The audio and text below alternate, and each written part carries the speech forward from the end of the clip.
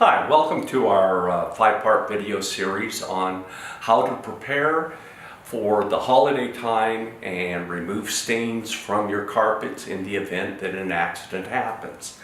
We're going to start with the basic kit that you'll need to have on hand using three household items that are common to you. One is dish soap. We recommend Dawn dish soap because it's very effective. Two is a bottle of hydrogen peroxide.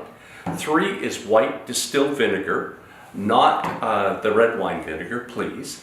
And then a couple of tools you'll want to have on hand would be a microfiber cloth or a roll of the towels, paper towels, a nice big spoon, a spatula, a couple of the disposable gloves, and you might want to keep this in a kit, and that like a bag that you have so that it's readily accessible when that spill happens.